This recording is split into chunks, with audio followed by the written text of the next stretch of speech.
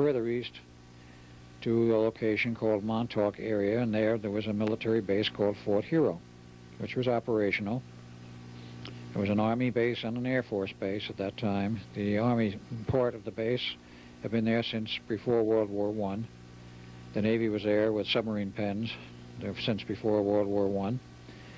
But the Air Force moved in the early 60s with some specialized radar systems they were testing long range over the ocean, and eventually the SAGE system was moved in there about 1963, and that was decommissioned about 68, 69 because they went to the DEW Line project in Canada, still longer range and further north, and all of the SAGE systems around the U.S. were dropped.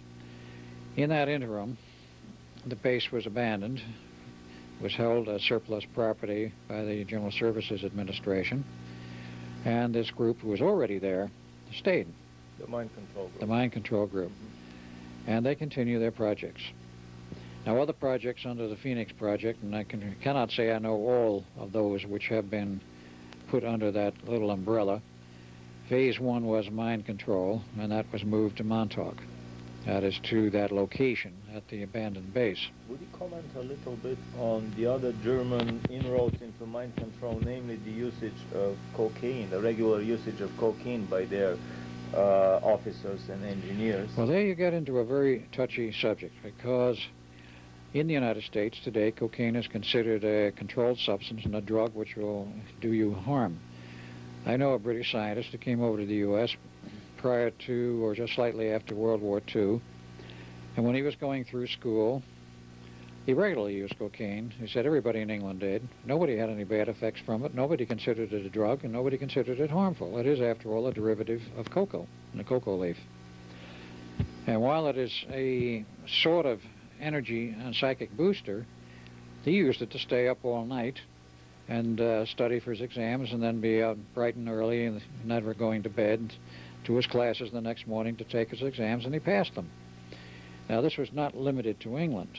It was also being used in Europe and in Germany, and at that time there was no control on the substance prior to World War II, and for some time thereafter.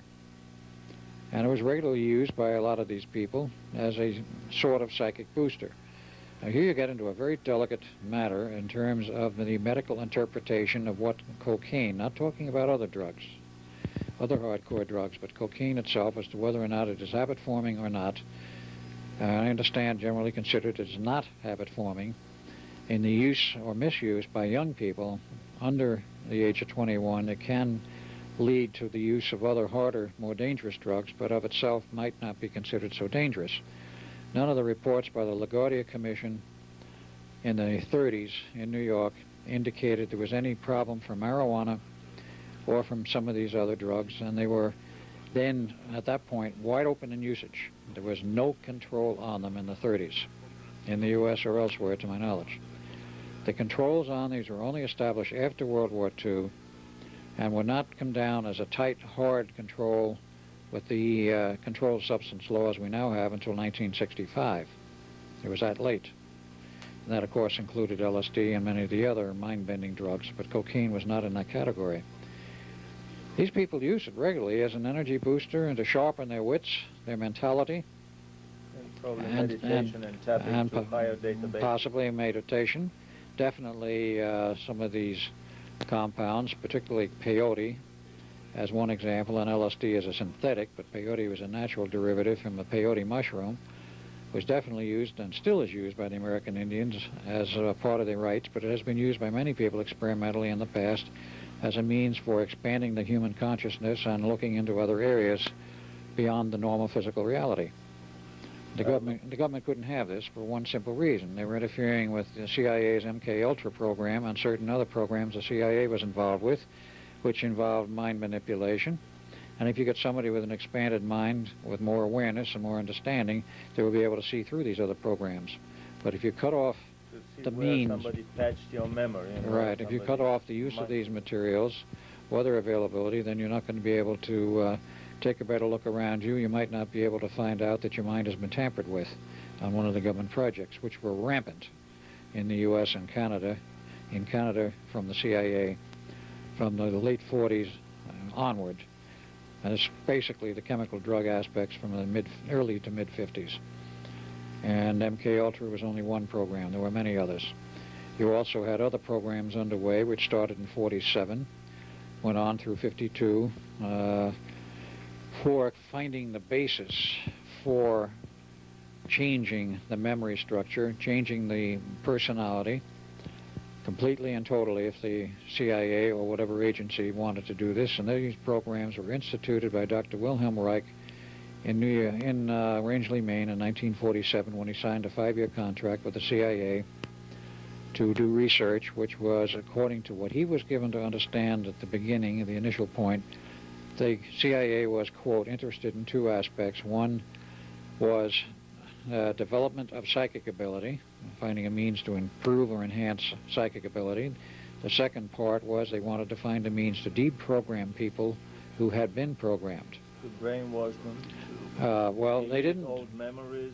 They didn't state that to Reich, but he soon found out that's what they wanted. And he blew his stack and falsified the experiments. Contract killers if necessary. Right. He found basically the means whereby you can totally reprogram a human mind at will and change its structure, its intent, its the memory patterns, the memory functions, commands being built in to control that individual so they were no longer a free agent, even though they might be under the impression they were. Certain command methods could be used to have that pre-programmed person on command do something which had already been programmed into them by CIA, NSA, or whoever was using these techniques. This was all part of the mind control programs of the 50s and the 60s and the 70s. And this stemmed from basically German work and from some Japanese work, because the Japanese work comes into the picture later in the 70s onward using RF techniques, microwave, and satellites. But this required a great deal more research in between after the beginning programs of the 40s and the 50s. Wilhelm Reich threatened to expose the whole business to the public, and he was then they attempted to hold him to court once in 1954. He refused to show and he got away with it. He sent a letter to the judge. But he was inherently unhappy with what he had been used for and said he would never work for the CIA again. In fact, all of his lab personnel were armed to the teeth to keep out but one particular government agency, and that was the FDA. If any FDA personnel ever showed up on any of his lab property, orders were to shoot first and ask questions afterwards.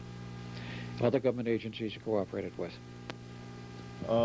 It was very interesting for me, the connection that you were discussing yesterday between some certain indoctrination techniques by Indian yogi cults that were later introduced into the CIA, indoctrination techniques that involved some specialized sexual practices. Oh, this had nothing to do with yoga practices. This was a direct offshoot from the Wilhelm Reich techniques and Wilhelm Reich's research. Basically, we'll not go into the whole 9 yards of it on camera, but basically what Reich discovered in that 5-year period from 47 to 52 was that there was a great relationship between the mental functioning of the human and sex and the orgiastic state, as he called it, and that he found that in the orgiastic state, if you could hold that point where the person was about ready to have an orgasm, but not have the orgasm, you were held at a peak point of nervous excitation. At that point, this human subconscious and the human conscious locked together in an open line. And everything that's in the subconscious becomes available to the conscious mind. The soul connects to the mind. Right. Therefore, you can reprogram that person if you know what you're doing. And Reich found out partially how it could be done. And the CIA, after many years of work, and the NSA found out how you could complete this so that a person could be programmed with certain inbuilt mechanisms, functions, memories, change memories, whatever. And while the initial techniques were more physical, after sometime in the 70s, they developed purely electronic techniques which would induce the orgiastic state and hold it electronically. And these pieces of equipment are in every hospital in the United States which accepts federal funding by law.